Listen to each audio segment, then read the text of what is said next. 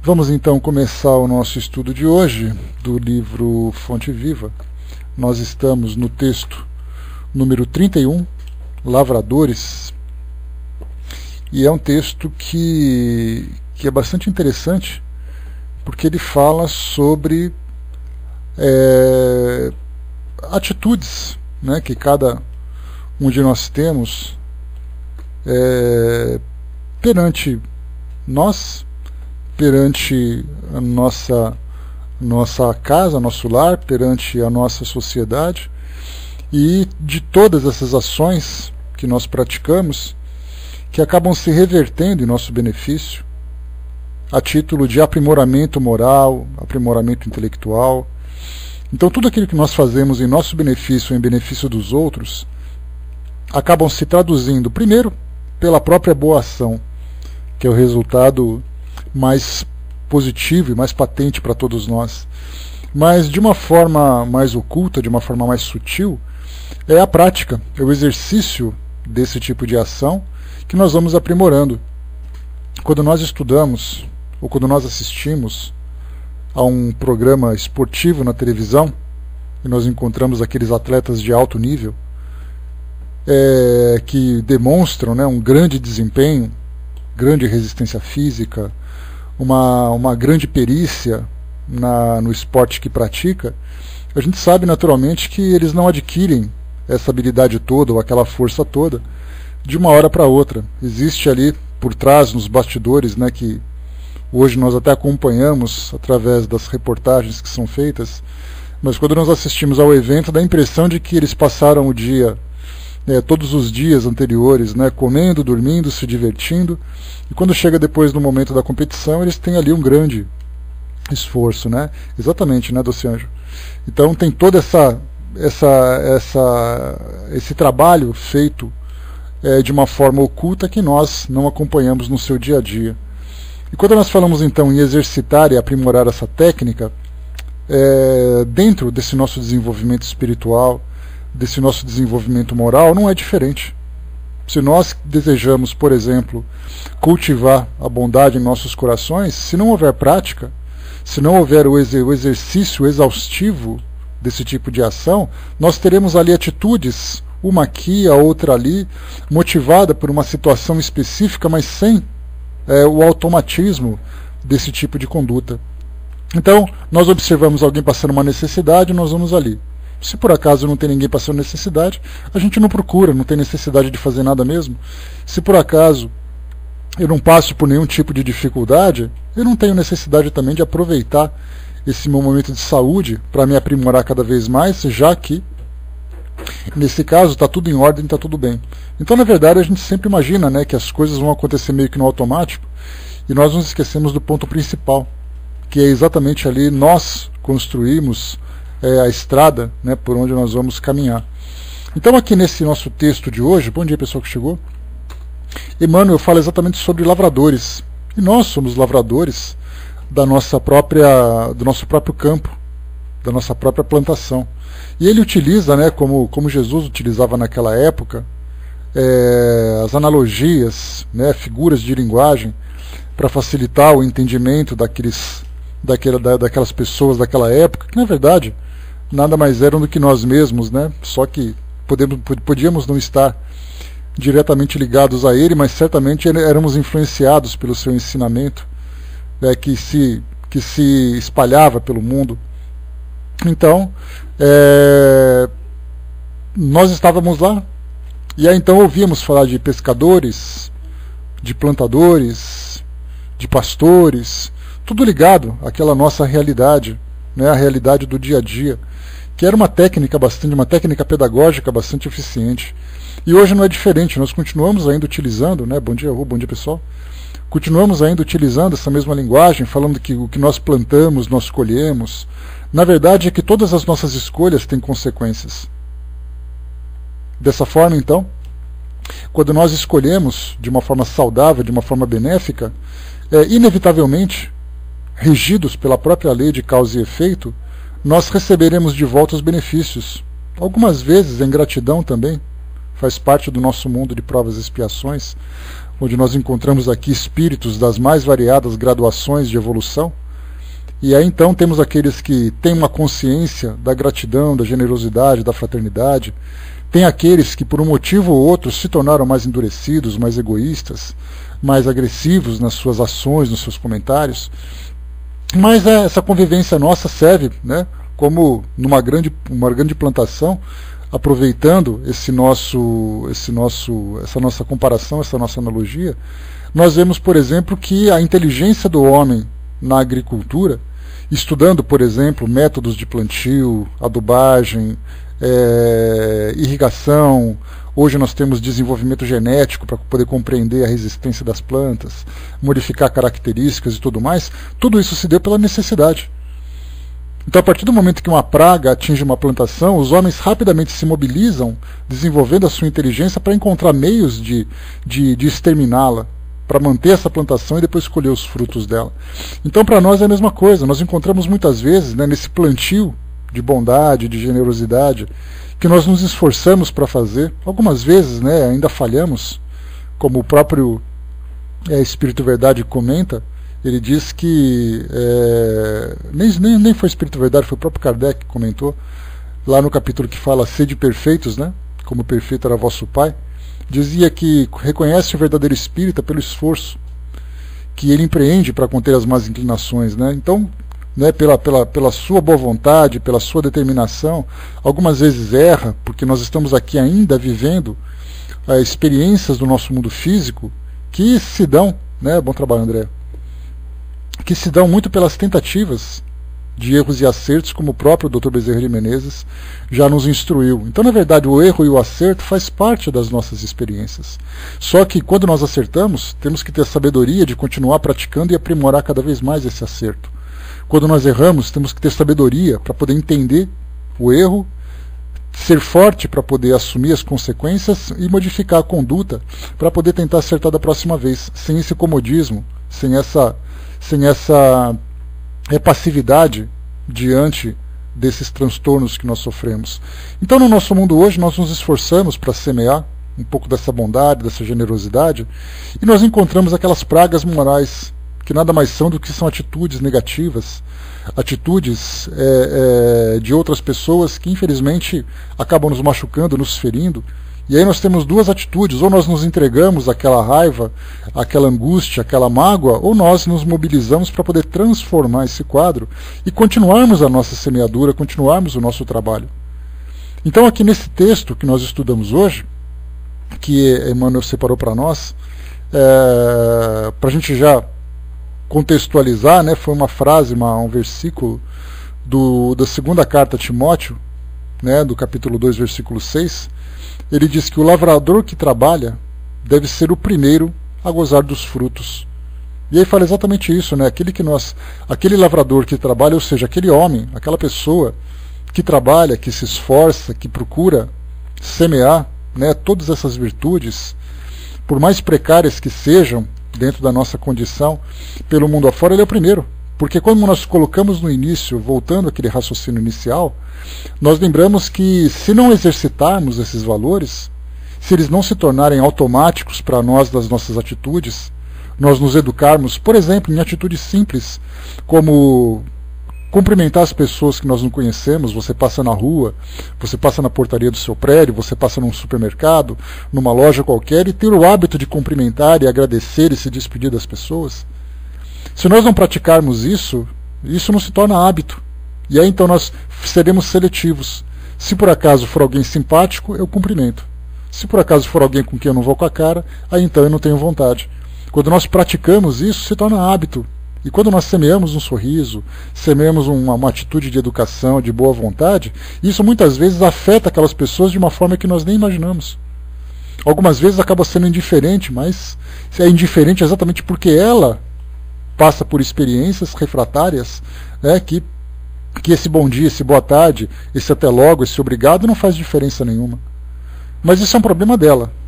Nós falamos de nós. É a nossa grande responsabilidade de nos transformarmos. Então, quer dizer, nós estamos semeando para o nosso próprio benefício, para a nossa própria colheita. Nós não plantamos para os outros colherem, nós plantamos para nós. Esse é o nosso esforço. a Silvia colocou, dar um sorriso e um dia recebemos de volta, né? É sempre assim. Algumas vezes nós nos acomodamos esperando que os outros tomem a primeira atitude. Se ele me cumprimentar, eu cumprimento. Se ele não fala nada, eu não falo. Então, na verdade, nós condicionamos as nossas ações àquilo que os outros fazem.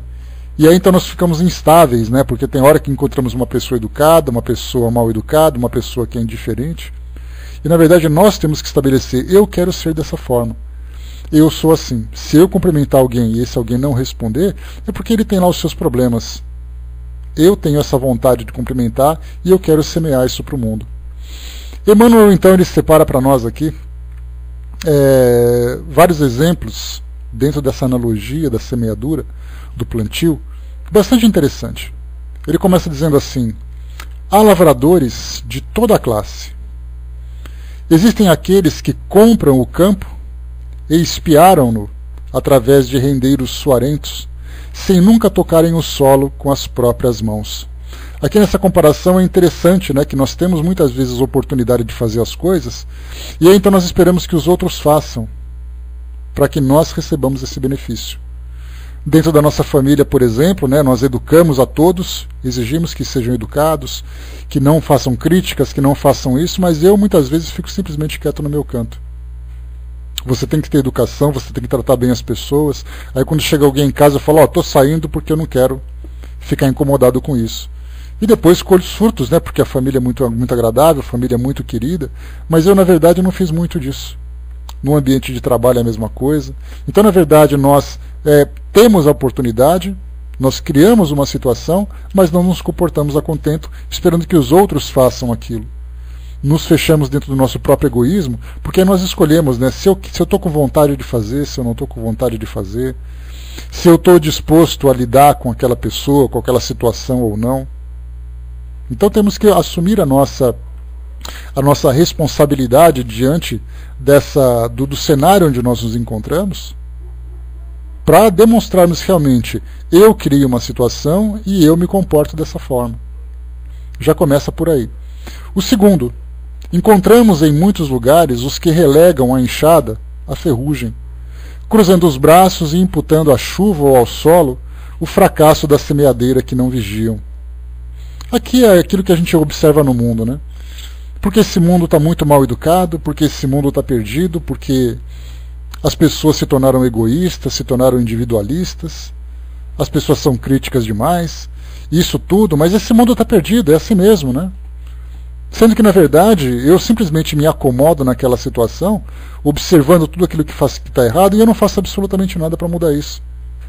Eu não dou a minha pequena contribuição, mais ou menos igual aquela história do passarinho, do incêndio, quando nós vemos ali a floresta pegando fogo, todo mundo fugindo, todo mundo gritando, todo mundo criticando, e um passarinho com uma pequena gota no seu bico, tentando apagar aquele incêndio e, naturalmente, recebe crítica. Porque as pessoas percebem, né? Não sei por que você está fazendo isso. Eu, no seu lugar, eu não faria. Porque isso que você faz é inútil, isso não adianta, você não vai conseguir transformar o mundo com a sua atitude. E o passarinho, naturalmente, já coloca, se eu estou fazendo a minha parte, posso não conseguir apagar nada, posso não conseguir transformar nada, mas é assim que eu me comporto. Eu tenho essa vontade. E se nós observarmos, no nosso mundo hoje, nós vemos que nós temos 3 grupos de pessoas, naturalmente com várias graduações em cada um desses grupos. Aqueles que fazem a diferença no mundo, tentando transformá-lo com suas ideias, com suas atitudes, com os seus sentimentos que acabam externando de alguma forma. Aqueles que cada vez mais destroem o mundo com suas ideias, com seu comportamento, com seus sentimentos e emoções. E nós temos aqueles que estão ali ao meio termo. Tem muita coisa dentro dele mesmo, mas ele simplesmente não vê oportunidade, não vê motivação para fazer nada. E esse é o maior grupo. Esse grupo que fica ali meio morno, meio quente, meio frio, né? Ou meio frio, meio quente, fica ali meio morno, né? E Jesus já falou sobre esses mornos, né? Aqueles que estão no meio, sem sim, não, não, né? E aquele do meio fica sempre indeciso. E muitas vezes esses indecisos precisam de apenas um estímulo para que possam fazer aflorar. São aquelas pessoas que têm dentro delas um sentimento latente de bondade, de generosidade, mas não o fazem por falta de coragem, por falta de motivação, porque muitas vezes se veem em minoria e acabam desanimando. Já que ninguém faz, então também não vou fazer. Mas se todo mundo fizesse, eu faria. Então, algumas vezes, uma atitude de uma pessoa que faz parte daquele primeiro grupo, o grupo dos motivados, dos interessados em fazerem a diferença, podem influenciar, podem contaminar esse grupo do meio.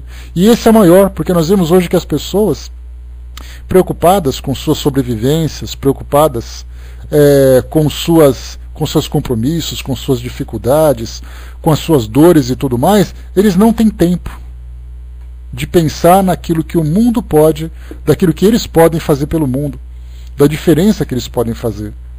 E aí, então, quando nós pensamos em pessoas generosas, pessoas bondosas, inevitavelmente nós começamos a fazer aquela comparação. Será que, por acaso, eu poderia me comparar a uma Madre Teresa de Calcutá, a um Chico Xavier, a uma Mahatma Gandhi? Nós começamos, então, a elevar demais o nosso padrão, tentando imaginar assim, eu não consigo fazer o que eles fizeram, mas nós não precisamos fazer o que eles fizeram. Nós precisamos fazer o melhor que nós podemos fazer. Então eu posso não conseguir transformar o mundo, mas muitas vezes dentro da minha casa, dentro do meu ambiente de trabalho, dentro do pequeno grupo social de onde eu participo, da minha casa espírita, da igreja, não importa onde eu esteja, ali dentro, naquela pequena sociedade, naquela pequena célula, eu posso fazer a diferença. Então, na verdade, eu não preciso me preocupar em querer dar grandes passos. Na verdade, a grande dificuldade que nós encontramos é exatamente isso. Nós queremos dar passos quilométricos, cada passo avançando quilômetros. Sendo que, na verdade, tem pessoas que não têm pernas tão longas assim. Os passos que essas pessoas dão, são passos de metros. Para outros, são passos de centímetros. Para outros, são passos de milímetros. Cada um dá um salto, dá um passo, de acordo com a sua capacidade. E, na verdade, nós vamos reconhecendo essa nossa capacidade pela prática. Eu só sou capaz de fazer isso dessa vez, mas através daquele exercício inicial que nós comentamos dos atletas, ele vai se aperfeiçoando, ele vai se fortalecendo, ele vai se encorajando, vai encontrando outros que têm a mesma ideia, que têm a mesma motivação. Né? Sabe um detalhe interessante? Que muitas vezes nós pensamos até assim. Essa ideia, quando nós falamos sobre a síndrome da ovelha, que eu falei para vocês já, a síndrome da ovelha que eu já comentei aqui na sala, é aquela síndrome que todo mundo nasceu para ser ovelha e ninguém quer ser pastor. Então nós precisamos de um pastor que nos fale para onde ir, que horas comer, que horas dormir, que horas acordar, enquanto que o pastor toma as decisões. E como nós temos essa fragilidade moral, essa fragilidade emocional, essa carência toda, nós precisamos de alguém que seja para nós esse pastor. E aí nós passamos a nossa vida toda nessa mesma condição. Porque eu preciso, porque eu não consigo, porque é muito maior do que eu e tudo mais. Só que na verdade, quando nós tiramos essa síndrome de dentro de nós, e eu digo assim, eu posso não ser um pastor de grandes rebanhos, mas se eu for o pastor de mim mesmo, já é muita coisa. Então essa conquista lenta, ela vem exatamente por isso. Nós primeiro reconhecermos as nossas fragilidades, as nossas fraquezas e dificuldades, mas também reconhecer em nós a nossa força, a nossa virtude, a nossa capacidade de realização. E aí então eu vou realizando aos poucos, gradualmente. Aquele atleta que corre maratona, antes de começar a correr os 42 quilômetros quase, que são estabelecidos para essa prova, ele primeiro fazia uma volta de um quarteirão e ficava com a língua de fora. E ele foi treinando, modificando a sua dieta, modificando os exercícios, seu treinamento e tudo mais, até que chega uma hora que ele consegue terminar uma prova desse tamanho. Então esses grandes vultos que nós encontramos hoje, por exemplo, um detalhe interessante quando nós observamos, Chico Xavier era o cara, porque ele era uma pessoa forte, uma pessoa corajosa, uma pessoa capaz e tudo mais, dá a impressão de que ele nasceu assim. Primeiro porque ele não fez nada demais, ele só fez aquilo que era capaz de fazer. O que ele fez, na verdade, foi se superar. E isso veio durante muito tempo, na sua evolução, onde ele foi aos poucos, superando dificuldades, criando mais coragem, aprendendo coisas novas, para depois chegar nessa condição. E certamente ainda tem muito mais o que fazer. Jesus já nos lembrou sobre isso, quando ele disse que podemos fazer o que ele fez e muito mais. Então dá para a gente ter uma ideia da potência que existe dentro de nós e nós sequer reconhecemos. Então, na verdade, nós, como esses plantadores que somos hoje, como esses lavradores, caímos exatamente nisso. Esperamos muitas vezes que os outros façam e ficamos criticando que o mundo não está bom, que as pessoas são egoístas, que nada presta e tudo mais, mas eu, por mim mesmo, não faço absolutamente nada para mudar essa diferença, para fazer a diferença. Então você pode ser mal educado, isso é um problema seu. Você pode não gostar de mim, esse é um problema seu. Mas eu, na verdade, gosto muito de mim e gosto do mundo que eu vivo também. Então eu vou tentar fazer com que o mundo seja um pouco diferente, seja um pouco melhor. Influenciando de uma forma positiva tudo aquilo que eu faço. No meu trabalho, a gente tem esse problema, né? Quando se fala na realidade do dia a dia, a gente começa a pensar assim, porque eu trabalho num local, porque o trabalho não é bom, porque as pessoas não são lá aquelas coisas, porque o salário não é digno, porque a atividade é uma atividade desagradável. E eu começo então a fazer críticas e mais críticas e mais críticas sobre tudo aquilo que diz respeito ao trabalho que eu desenvolvo. Só que eu me esqueci que a pessoa para quem eu trabalho não foi até minha casa bater na porta perguntando se eu quero trabalhar para ela. Fui eu que me ofereci. E aí então, quando eu me ofereço, eu começo a criticar sobre tudo e todos. E aí então, qual é o meu pensamento? Qual é a minha ideia? Exatamente isso. Já que eu faço parte daquele grupo, eu tenho que fazer o melhor que eu puder. O salário pode não ser aquela coisa, mas se o salário não é o que eu espero, então eu peço as minhas contas e vou procurar outro emprego. Se eu não tenho outro emprego, então que eu aceite aquela minha condição e faça o melhor que eu puder. Porque é uma questão de responsabilidade. Eu assumi aquela responsabilidade naquela tarefa e eu tenho que fazer o melhor possível. E se eu não exercitar essa melhoria contínua das minhas atitudes profissionais, eu vou ser sempre aquele funcionário que está ali encostado, não reconhecido, não valorizado, mas muito mais do que isso, eu serei essa pessoa estagnada. Porque esse é o grande problema, quando nós nos estagnamos. Vamos voltar lá para nós de novo aqui, que vocês colocaram, né? A Fratana colocou lá em cima, passamos de na dependência de alguém que resolva, né, o que fazemos, né? Infelizmente é assim, é aquela coisa assim, né? Você vai ou não vai? Nós estamos muito acostumados ainda, nessa nossa condição, hoje, de vivermos como se fôssemos peças de manadas. Aquele bando de animais que vai para um lado, aquele bando de animais que vai para outro, e não sabe nem por que está indo, simplesmente vai porque a maioria vai junto. E muitas vezes nós temos que nadar contra essa corrente, temos que escolher uma trajetória diferente do que a maioria faz. Porque é exatamente isso, nós somos manipuláveis demais, dentro das nossas emoções, dos nossos sentimentos, dentro das nossas ideias.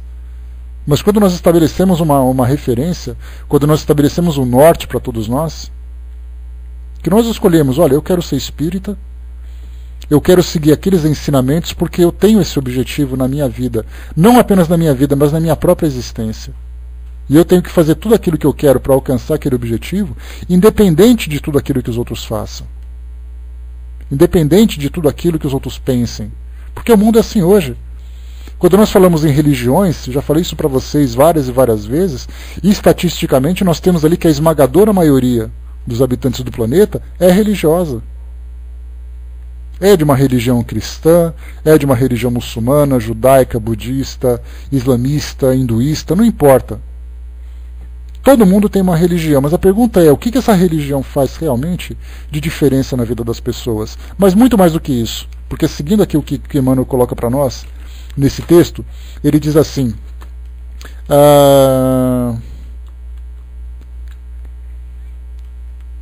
tá aqui, deixa eu só pegar um trechinho aqui. Tem um trecho que é bem bacana.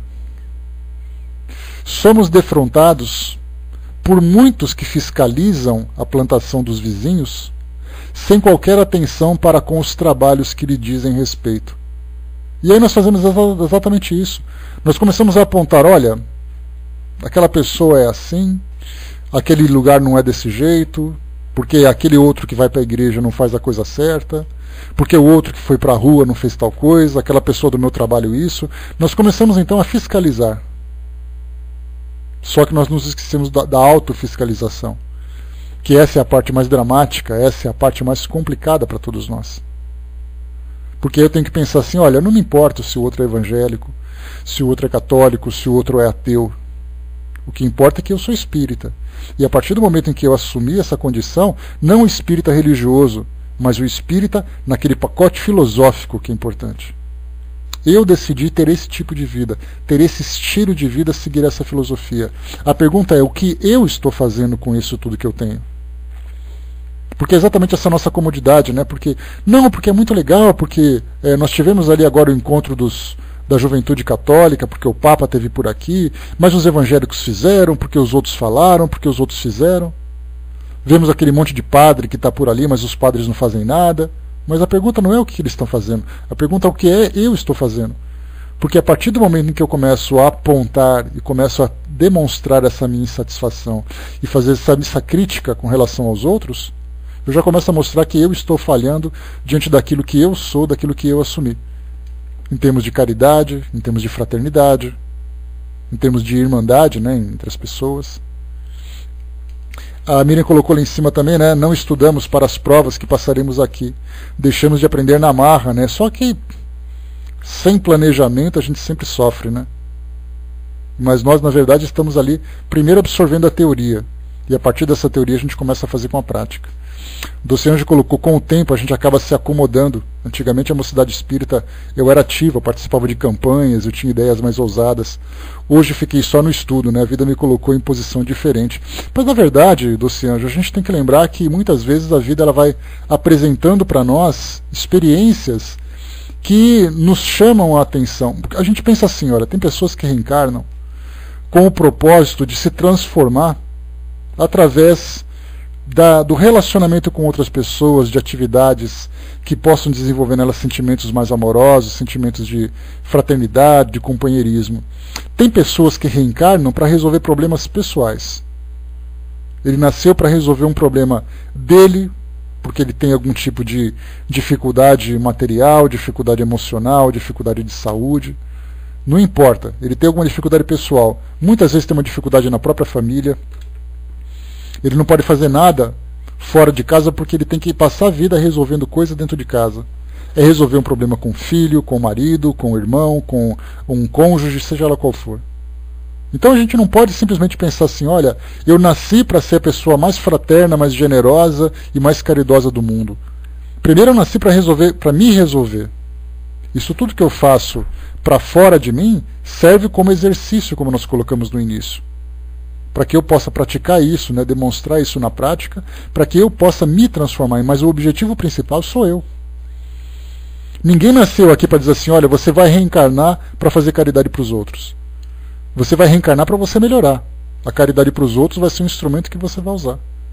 Então, algumas vezes a gente começa numa fase da nossa vida, na mocidade, na juventude, as responsabilidades são outras. Nós temos experiências diferentes, nós temos responsabilidades diferentes, nós temos pensamentos diferentes. Mas aí a vida vai passando, as situações vão se modificando e circunstâncias novas vão surgindo. Compromissos novos também. E isso não significa que a gente tenha que dizer, não, agora que eu estou mais velho com mais responsabilidade, então eu não posso mais fazer aquilo tudo. Se eu tiver oportunidade, eu devo fazer. Emmanuel continua para nós aqui. Bom dia, pessoal que chegou. Temos diversos que falam despropositadamente, com referência a inutilidades mil, enquanto vermes destruidores aniquilam as flores frágeis. São aqueles que passam a vida jogando as oportunidades fora. Passam a vida observando aquilo que não interessa, passam a vida falando sobre aquilo que não importa, vivendo sensações, prazeres, emoções que são absolutamente dispensáveis, absolutamente fúteis. Nós também somos assim. Quantas vezes nós passamos ali alguns momentos da nossa vida simplesmente olhando para trás e perceber que não fizemos nada. Algumas vezes bate até aquele arrependimento, né? Se eu pudesse voltar no tempo, eu faria diferente. Aí a gente lembra aquela frase que é atribuída ao Chico, mas ninguém sabe exatamente de onde veio, né? Que eu não posso voltar atrás e fazer um novo começo, mas eu posso começar agora e fazer um novo fim. Aí a gente começa a analisar exatamente a nossa trajetória. De tudo aquilo que eu pude aproveitar, de tudo aquilo que eu trouxe de benefício, que eu consegui de fato realizar. E aí então eu percebo, bom, já que eu aproveitei, perdi todo esse tempo, eu posso começar a fazer diferente a partir de agora. E aí então eu tenho que começar a exercitar de novo, a praticar, a fazer um novo planejamento, a pensar de um modo diferente e começar. e recomeçar, na verdade, né? Então vemos assim que nós não temos tempo a perder. Cada vez que a gente para criticar, para comentar, para desperdiçar a nossa vida, não que a gente não tenha oportunidades ou não tenhamos o direito, né, de desfrutar de momentos de lazer, de momentos agradáveis de boa companhia. O problema é quando a nossa vida é um parque de diversões. A gente já falou sobre isso, né, que existem várias ideias diferentes a respeito do mundo e a respeito da vida. Para alguns, o nosso planeta é um grande hospital. Kardec fala sobre isso no Evangelho. Um hospital onde ele precisa se recuperar, onde ele passa por doenças morais que são graves, e a vida então é para ele um lugar de tratamento, de reabilitação. Para outros, a vida é um grande presídio, onde ele veio para ficar encarcerado numa situação, num tipo de relacionamento. Bom trabalho, Milton. Até a próxima. Onde ele fica preso num relacionamento, numa condição social, numa condição racial, numa condição orgânica, não importa qual seja, a vida para ele é um presídio. Ele tem vontade de fazer um monte de coisa, mas ele está completamente preso ali, e ele vai ter que cumprir aquela pena. Para outros, a vida é um parque de diversões. O que me importa é desfrutar dos prazeres da vida. Nós temos aqui aquela expressão que eu costumo sempre trazer para vocês, que a gente ouve bastante, né? Aproveite a vida ao máximo, porque a vida é muito curta. Desfrute, ame, aproveite, se divirta. E aí então, quando nós olhamos para trás, percebemos que nós passamos a vida toda como aquela cigarra daquele conto daquela fábula. A cigarra passou a vida inteira cantando, tocando a sua viola, e aí então o tempo foi passando, os momentos difíceis foram chegando, e ele simplesmente não fez absolutamente nada para transformar. Nós temos aquela outra visão do mundo, que é quando nós colocamos o mundo como sendo um grande pátio de obras. Aí então somos os trabalhadores. Nós viemos aqui para trabalhar, e é um trabalho moral. É claro que muitas vezes esse trabalho moral ele se encontra dentro daquilo que nós fazemos intelectualmente, braçalmente. Quer um exemplo para vocês terem uma ideia? Existe coisa mais tediosa do que atividades domésticas? Todos os dias acordar, né? Isso eu falo para vocês que são mulheres, ou para vocês que são homens de casa também, né? Que são donos de casa e as donas de casa. Tem coisa mais chata, mais insuportável do que você ter que acordar todos os dias e ter que lavar roupa, ter que lavar louça, ter que varrer o chão, ter que fazer isso. Aí você acaba. Aí você fala, ufa, que legal. Chega no dia seguinte, você acorda, você lava a louça, você lava a roupa, faz comida, limpa a casa e dorme. Aí você fala, ufa, que legal. No dia seguinte, você acorda, você faz... tem que botar o lixo também, né, Nanda? Esqueci. Tem que botar o lixo. Esse é um trabalho mais tedioso. Mas essa é a questão. As pessoas perguntam assim, mas qual é o sentido disso tudo? Qual é o sentido de você acordar e ter essa atividade que muitas vezes não se mostra produtiva no seu resultado, porque ela não dá lucro, muitas vezes ela não tem reconhecimento? Mas qual é o sentido? A questão não é o trabalho braçal. O trabalho braçal que se faz, na verdade, ele faz parte da atividade. Mas o que está ali de moral dentro dessa atividade é a responsabilidade, é o zelo, é o cuidado, é o amor com as pessoas, é o amor por si mesmo. Então, na verdade, ninguém veio aqui para limpar a casa, ninguém veio aqui para dirigir caminhão, ninguém veio aqui para trabalhar numa feira, para trabalhar atrás de uma mesa de um escritório. Na verdade, o que você está desenvolvendo ali dentro são as responsabilidades, é o seu intelecto, é a sua motivação. Então, tudo na nossa vida hoje, quando nós chegamos aqui no nosso planeta, encontrando esse grande pátio de obras, a gente começa a olhar para as ferramentas e começamos a pensar em qual o esforço que a gente vai demandar. Mas a gente nunca pensa na nossa condição íntima para fazer aquela tarefa. O que eu preciso ter? O que eu preciso ser para fazer o melhor trabalho que eu puder dentro daquelas condições? Porque nós achamos que nós viemos para cá para ganhar dinheiro. Aliás, o sonho de todos nós é esse. Você veio para cá para ganhar dinheiro, para comprar coisas, para gastar dinheiro, para ter uma vida confortável, para você ser bem-sucedido profissionalmente, ser reconhecido intelectualmente, e então você volta para o plano espiritual dizendo, eu fui um espírito bem-sucedido. Aí todo mundo olha daquela balançadinha de cabeça e fala, completamente errado. Tudo isso que você ganhou foi benefício, foi resultado do seu esforço. Mas só que muitas vezes a forma como você fez tudo aquilo foi toda errada. Já que você fez aquilo pensando apenas no lucro, da próxima vez você vem para fazer a mesma coisa sem ter lucro. Porque aí a sua sobrevivência vai depender daquilo. E aí então nós começamos a não entender porquê das coisas. A nossa sociedade nos reconhece por aquilo que nós temos, não por aquilo que nós somos. Mas nós temos que olhar para dentro de nós mesmos e perceber o que exatamente nós somos, no que nós estamos nos transformando. Não importa se eu vivo num condomínio de luxo, não importa se eu vivo numa favela. O que vai fazer a diferença não é o lucro, porque no momento em que nós voltarmos para o mundo espiritual, nada daquilo que nós construímos vai nos acompanhar. Eu não vou ter um caixão de luxo, um cemitério de luxo, depois que eu me libertar do corpo. Isso não vai fazer diferença nenhuma. A questão é que tipo de pessoa você se transformou.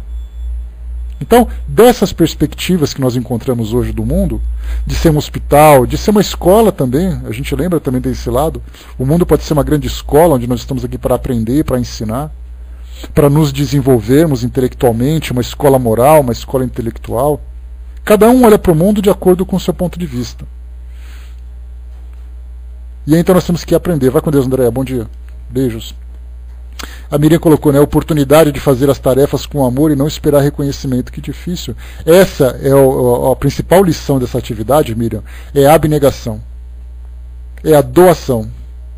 E mais ainda, você quer mais difícil que isso? É fazer sem reclamar.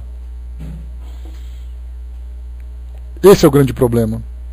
Muitas vezes nós nos queixamos por falta de participação dos outros, é uma forma de nós chamarmos a atenção, porque a gente sabe que aquele não educativo, ele é também necessário. Você dizer sim pode ser muito educativo, mas você dizer sim pode ser destrutivo. Você dizer não pode ser uma demonstração de egoísmo, mas você pode dizer não como uma grande demonstração de amor. Então, na verdade, aquilo que a gente faz, a gente tem que pensar, de que forma que eu estou fazendo isso? Se eu tivesse alguém que fizesse isso por mim, quais seriam exatamente as minhas exigências para que ele fizesse bem feito? Então, na verdade, eu tenho que olhar para dentro de mim mesmo. Toda profissão precisa beneficiar outras pessoas, não pode só ser nosso sustento. Nosso sustento, é claro, uma necessidade, né? Aliás, a natureza é muito interessante, muito cruel às vezes, né? Só para a gente perceber o que a natureza faz por nós, basta perceber que muitas vezes nós nos apaixonamos por pessoas que são terríveis. E essa paixão vem exatamente porque a natureza colocou dentro de nós alguma coisa que chamou a atenção. E a gente fala, por que eu fui amar aquele traste? Por que eu fui amar aquela pessoa? Por que eu fui amar aquela criatura? Simplesmente acontece. Essa é uma das artimanhas da natureza. Mas por outra vez também, a natureza, ela nos coloca numa situação que nós temos que trabalhar, nós temos que exercitar. E ela diz assim, se você não trabalhar, você não sobrevive. Se você trabalhar bastante dentro de uma atividade que é lucrativa, você vai ter muito conforto. Então, na verdade, a gente começa a trabalhar meio que por engano, né?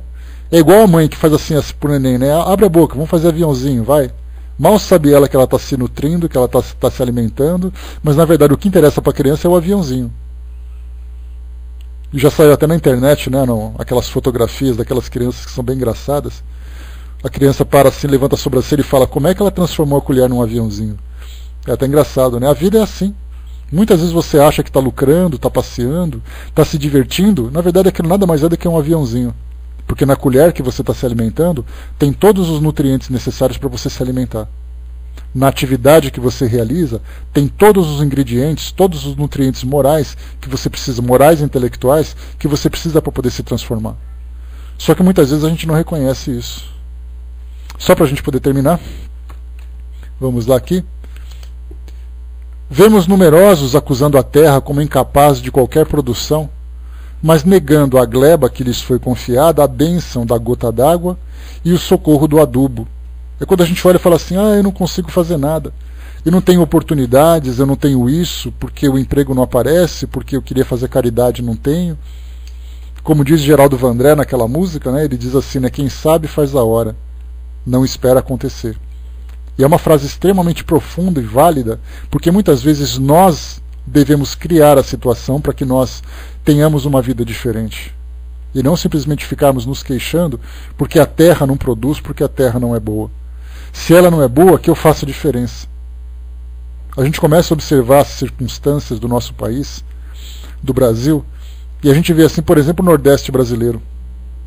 A seca, né, a região da Caatinga, uma região semiárida, sem água, sem nutrientes. Quer dizer, parece um deserto que não tem produtividade nenhuma. Aí a gente sempre brinca, né? Pega um grupo de japonês e coloca lá naquele lugar e dá 10 anos para eles para você ver o que vai acontecer. Aquilo vai se transformar numa Amazônia. Não porque japonês é japonês, mas porque eles têm motivação, eles têm vontade, eles têm conhecimento. Então eles são capazes de transformar, vai com Deus você fala, são capazes de transformar aquilo tudo num deserto, numa grande região, simplesmente porque eles têm capacidade de fazer as coisas. É a mesma coisa para nós. Se encontramos alguma coisa, um ambiente que não tem os elementos necessários para nós, que nós façamos a diferença. Transformando, buscando recursos, algumas vezes são buscas improdutivas ou semi-improdutivas, né? Nem sempre vem aquilo que nós esperamos, mas o que vale é continuar trabalhando e continuar produzindo. E finalmente, observamos muitos que se dizem possuídos pela dor de cabeça, pelo resfriado ou pela indisposição, e pedem a sublime oportunidade de semear. É aquela história, né? Se por acaso eu me encontro com dificuldades, o mundo não vai parar de girar para que eu possa me restabelecer, né? Mais ou menos parafraseando aquele texto chamado Aprender. Então, se por acaso eu não estou me sentindo bem o suficiente, então, quer dizer então que eu não vou precisar comer, não vou precisar dormir e que meus compromissos vão se resolver? Não, eu vou continuar ainda tendo necessidade. Voltando para o plano espiritual, por exemplo, a gente vai pensar assim, olha, eu não fiz muita coisa porque eu era uma pessoa doente, porque eu era uma pessoa que tinha aquelas dificuldades. Aí dizendo assim, quer dizer então que você foi para o mundo para ficar doente e não fez nada? Mesmo assim nessa sua condição? Então nós, mais uma vez, apesar das dificuldades, nós temos que trabalhar dentro das nossas possibilidades. Eu posso não conseguir fazer muito, mas o pouco que eu conseguir fazer já vai ser o suficiente, porque pelo menos o esforço que eu empreendi foi reconhecido com o retorno daquilo que eu semeei. E a natureza, no entanto, diz aqui Emmanuel, retribui a todos eles com o desengano, a dificuldade, a negação e o desapontamento daqueles que se comportam dessa forma. Mas o agricultor que realmente trabalha, cedo recolhe a graça do celeiro farto. E assim ocorre na lavoura do espírito. Ninguém logrará o resultado excelente sem esforçar-se, conferindo à obra do bem o melhor de si mesmo. Paulo de Tarso, escrevendo numa época de senhores de escravos, de superficialidade e favoritismo, não nos diz que o semeador distinguido por César, ou mais endinheirado, seria o legítimo detentor da colheita, mas asseverou com indiscutível acerto que o lavrador dedicado às próprias obrigações será o primeiro a beneficiar-se com as vantagens do fruto. Aqui o que Emmanuel comenta é assim, né, que naquela época, quando ele falava sobre essa questão do plantio, muitas vezes você plantava e vinha alguém e tomava toda a sua colheita. Muitas vezes você era o dono da terra, né, ou tentava trabalhar, e vinha alguém e simplesmente tomava de você. Isso não foi dito, mas também não tem necessidade. Mas o grande acerto foi que todo lavrador que se dedica, conforme nós vimos aqui nessa parte, o lavrador que trabalha deve ser o primeiro a gozar dos frutos. Ou seja, se nós trabalhamos em nosso próprio benefício, em benefício do nosso pequeno mundo, às vezes são esforços que duram uma vida inteira. Por mais que se faça, não tem resultado. Mas a questão muitas vezes não é o resultado, é a minha vontade de fazer. Principalmente dentro de relacionamentos, dentro de questões sociais. Eu tento fazer, tento modificar, tento trabalhar, mas aquela pessoa não responde, aquela pessoa não me acompanha. Não importa, continue fazendo a si mesmo. Tudo aquilo que é desistência vem para nós depois numa condição dobrada. Tudo aquilo que é esforço, mesmo que não tenha o resultado que nós esperamos, o que é considerado é o esforço que foi feito. Então não desistamos de fazer aquilo que é importante para todos nós. Nos reconheçamos como pessoas. Sim, sim, doce anjo. Esse é o grande desafio. Tem uma hora que cansa. Mas algumas vezes a gente tem que tomar atitudes também para poder mudar a situação.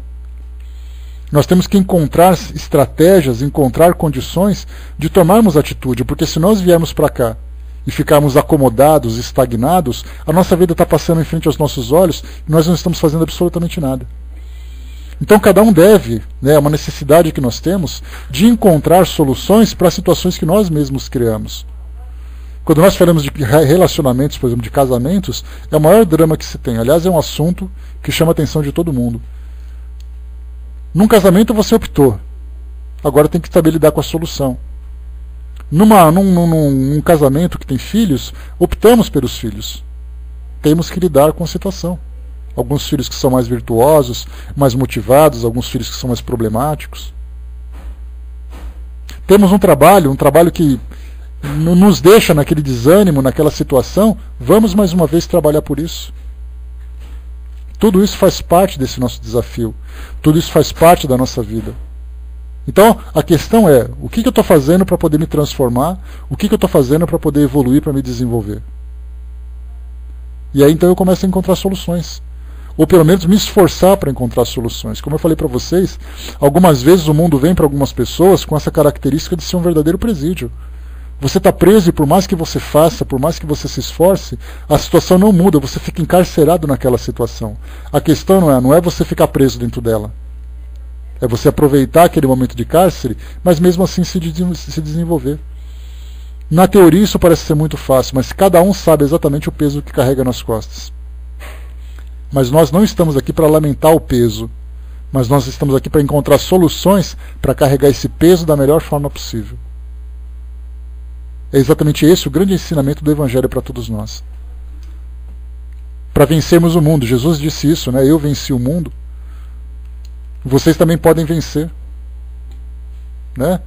Dependendo do peso, dá até para jogar fora, né, fraterna? Mas outros não, outros a gente tem que carregar. Algumas vezes o peso está dentro de nós e você não tem como modificar isso. Algumas vezes o peso faz parte de nós. Cada um tem que saber exatamente, a gente tem que analisar a nossa vida para tirar o melhor proveito dela. E não passar o tempo com lamentações, com reclamações, com desânimos. Quando nós caímos nessa condição, a vida mais uma vez passa em frente aos nossos olhos, e quando nós olhamos para trás, aquele campo que foi dado para a gente poder trabalhar, para a gente poder semear, para poder lavrar aquele mundo, aquele terreno, ele se transformou numa grande mata, cheio de erva daninha, de mato, de formigas, de insetos, de animais, e nós não fizemos absolutamente nada dele. Então trabalhemos o máximo que nós pudermos, já é o suficiente. É o esforço que vai fazer a diferença. E é a conquista íntima também que vai exatamente trazer para nós o grande resultado. Então a gente fecha por aqui, pessoal, o nosso estudo de hoje, mais uma vez, é o texto número 31, Lavradores. Façam depois a leitura novamente para fazer uma reflexão em torno daquilo que nós conversamos hoje. Né? E nós fechamos por aqui então o nosso trabalho. Para a gente poder concluir, né? Eu vou passar para a nossa amiga Fernanda, que vai fazer o encerramento para nós, né? E a gente pede, né, sempre aos amigos espirituais que não nos deixem desistir, né? Ou melhor, não desistam de nós, para que nós não desistamos daquilo que nós temos que fazer. É um trabalho difícil, é um trabalho grandioso, né? Faz parte do nosso mundo hoje, né? Esse tipo de combate, esse tipo de luta, né? E certamente a gente só vai conseguir sair desse ciclo de dores e dificuldades quando nós conseguirmos passar por essa etapa. Então, enquanto nós ficarmos repetindo de ano, não tem jeito. A gente vai ficar sofrendo todas as vezes as mesmas consequências. A gente começa sempre às 9 horas, fraterna. Tá? Das 9 a gente abre a sala, 9h15 começa o estudo, e de sexta-feira vai até as 10 horas. Só de sexta-feira, tá? E mais de segunda a quinta-feira até as 10h30. E hoje ainda, né? Depois fica a gravação, né? Para quem está lá no Skype. E também depois, né, agora nós vamos ter um tema livre para a gente conversar mais 20 minutinhos aqui para quem quiser colocar alguma questão.